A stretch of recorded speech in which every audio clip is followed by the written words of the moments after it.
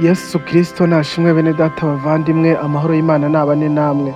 Uyu munsi reka turebe ijambo ry'Imana dusanga mu butumwa bwiza uko bwanditswe na Matayo, igice cyaho ni icya 3 n'umurongo wa 3. Haranditse ngo, kandi niwe wavuzwe n'umuhanuzi Yesaya ngo, ijwi ry'urangurura mu butayu ati, nimutunganye inzira y'Uwiteka, mugorore inzira ze.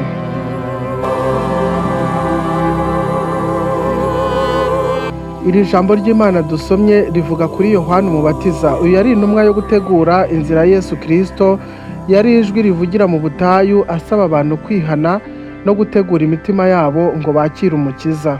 Mwezi inzira y'Uwiteka, tugomba gutunganya ubuzima bwacu tugakuraho ibidutandukanya n'Imana ndetse n'icyaha, kwirengagiza ukuri ndetse no kudakunda bagenzi bacu. Tugomba gukora ikintu icyo ari cyo cyose cyatuma tugorora inzira z'Uwiteka.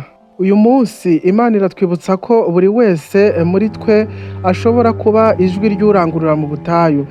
Muri iki gihe waba uri umubyeyi, umukozi, umucuruzi cyangwa se n'umunyeshuri, ibyo waba uri gukora byose ufite aho ushobora kuvugira ubutumwa bwiza. None se inzira y'Uwiteka mu buzima bwawe imeze ite? Hari aho ushobora kuba ukiri mu butayu, ubuzima butarimo amahoro, ibyaha byihishe cyangwa umutima uticishije bugufi. Imana iratwibutsa itubwira iti, mweze inzira zanjye. Bene data bavandimwe, uyu munsi reka nkubwire ngo tegura umutima wawe, senga buri munsi, soma Bibiliya, shaka uko wababarira abandi no kugira umutima woroshye wicisha bugufi. Rero nk'uko Yohana yatangiye, natwe dutangire kuvuga ubutumwa, duhamagara abandi, tubahamagarire mu rukundo ndetse no mu kuri, kandi duharanire kugira ubuhamya bwiza mu bandi bantu kugira ngo natwe tubashe kubabwira ubutumwa bwiza bw'amahoro, ubutumwa bukiza, natwe tuzane benshi ku mwami wacu Yesu Kristo, turangurure, Imana izatugirira neza.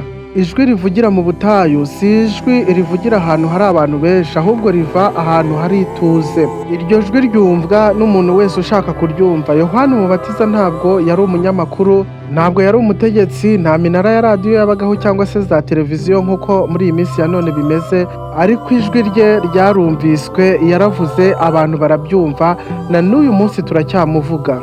Impamvu rero nta yindi kuba yarumviswe, ni uko yakoraga ibintu bimurimo kandi yari afite intego yo kugeza abantu benshi kuri Kristo. Rero nawe uyu munsi ntago wavuga ngo wabuze uko ukorera Imana, ntiwavuga ngo wabuze uko ubwira abantu b'Imana, ahubwo ni imbaraga nkeya usanga abantu bo muri iyi minsi bafite, kandi ugasanga n'ubushake bwo kuvuga ni bukeya. Benshi muri twebwe uyu munsi wa none, kubera ubuhamya bubi usanga abantu bafite, ugasanga rimwe na rimwe baritinya, kandi nyamara bafite amagambo y'ubwenge muri bo, cyangwa se n'isengesho bashobora kubwira abantu rishobora guhindura ubuzima bwa benshi, ariko ugasanga baritinya, ugasanga barahitamo guceceka.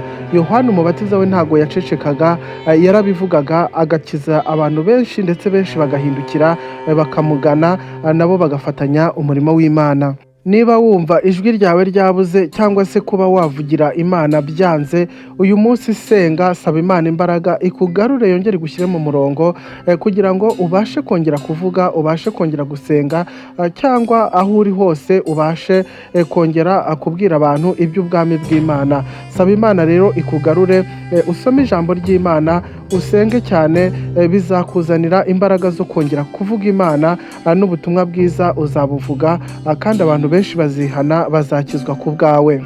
Imana irashaka ko uba ijwi muri iki gihe cya none, ijwi rihumuriza abafite agahinda, ijwi riburira abari mu byaha, ijwi ry'ukuri hagati y'ibinyoma byo muri iyi minsi ya none. Iri jwi Yohana yaranguruye ntabwo ari inkuru z'ahahise gusa, ni ubutumwa n'uyu munsi bukwiriye kudufasha, kandi ni ubutumwa bukubwira ngo uvuga ntutinye, tegura imitima y'abantu, ubereke urukundo rw'Imana, bazahindukira babikesheje wowe, kandi icyo gihe Imana nayo izaguha umugisha. Kugorora inzira z'Uwiteka, umuhanuzi Yesaya ndetse na Yohana Umubatiza bavuze ko abantu bagomba kugorora inzira z'Uwiteka. Ni ukwanga ibi bishushanya ibikorwa byo gutunganya ubuzima, gukuramo ibitagororotse mu buzima bwacu, no kureba iby'Imana yanga tukabikura mu buzima bwacu. Reka mbabwire, nk'iyo umuhanda wuzuye ibinogo ntabwo utambutsa imodoka neza, niko umutima wacu umerewe n'ibyaha uyu munsi wa none. harimo ibikomere, harimo urwango, harimo uburakari. Ibyo byose bituma Imana itabasha gukorera muri twebwe yisanzuye, bigatuma rero natwe tugirana urubanza n'Imana kuko hari ibyo twimitse mu mitima yacu bidashaka kuvamo. Umukristo akwiriye kugorora inzira z'Uwiteka buri munsi. Rero uyu munsi ukwiriye kwihana kugira ngo ugorore inzira y'Uwiteka, kwemera aho wavuye no gusaba imbabazi ku mugaragaro. Ibi byagufasha kugorora inzira y'Uwiteka, cyangwa se no kubabarira. Ni ukuvuga ngo kureka inzika n'umujinya byatuma umutima wawe udacika intege mu rugendo, cyangwa se gukora ibyiza, kugira umutima w'impuhwe, gutabara abandi no gufasha abatishoboye. Ibyo ngibyo byatuma ugorora inzira z'Uwiteka. Ibi byose rero Imana izagufasha ubigereho, kandi niho Yesu azabona uko atambuka mu buzima bwawe, mugakomezanya urugendo agufashije. Abakristo benshi bagenda bahura n'ingaruka bitewe no kutagorora inzira z'Uwiteka. Rero iyo udatunganyije ubuzima bwawe uba wimye Yesu icyicaro mu mutima wawe. Nubwo yaba ahari ntiyakora byinshi kuko umutima wawe uba wuzuyemo ibintu by'isi gusa, ndetse n'ibigucira urubanza. Iyo abantu bananiwe kwihana, kwicisha bugufi no kureka uburakari, bashobora kubaho nk'aho Imana itariho, bagacika intege mu buzima bwabo no mu buzima bwa gikristo, bakaba baba ibyigenge mu buzima bwabo, cyangwa se bakaba mu mwijima w'ibyaha, bakaba ariho bahugira mu gihe banze kugorora inzira z'Uwiteka, cyangwa se ngo bihane bicishe bugufi bareke ibibi bakoraga. Icyo gihe rero bashobora kuba mu buzima bubi bw'umwijima bw'ibyaha, ndetse Uwiteka bakagirana urubanza mu gihe baba batabikosoye. Yesu arashaka kubana nawe, ariko hari ibidindiza mu rugendo uyu munsi ugenda uhura nabyo, kuko ari umwami ntazigera yisunika ngo aze yinjire ahantu batamwemereye. Yesu ntabwo azaguhatiriza kwinjira mu mutima wawe, ahubwo bisaba wowe kumukingurira nawe yarangiza akinjira. Ni ukuvuga ngo rero kugorora inzira ni ugufungura umuryango w'umutima wawe, ubundi Yesu akinjira mu buzima bwawe mukabana. Nakubaza mwene data nti, ufite iki gitambamira Yesu mu buzima bwawe? Ninde wabonye umuntu ujya gusaba imbabazi umuntu ukinangiye umutima? Uyu munsi reka kwinangira, Yesu aze yinjire mu buzima bwawe. Nawe wakwibaza ikibazo ukavuga uti, nihe nagorora aho neshwa buri munsi? Ni iki kinesha buri munsi kugira ngo nanjye nkigorore, ngendere mu nzira nziza umwami Yesu anshakamo? Bene data bavandimwe, Imana ibaha umugisha, rwose muze tugorore inzira z'Uwiteka, kandi Imana yacu izatugirira neza, kandi nituyemere natwe tuzabona imigisha myinshi ituruka ahera ho mu ijuru. Bene data dusangiye gucungurwa n'amaraso ya Yesu Kristo, uyu munsi turasabwa kwihana, tukemera ko turi abanyantege nke, kandi tukababarira. Kureka inzika n'umujinya bizatuma tudacika intege mu rugendo rwacu, kandi tukaba abantu bashyitse mu maso y'Imana, kandi tugakora ibyiza. Uyu munsi Imana irakubwira ngo gira umutima w'impuhwe, gira umutima w'imbabazi, tabara abababaye, tabara abandi, kandi igagufasha.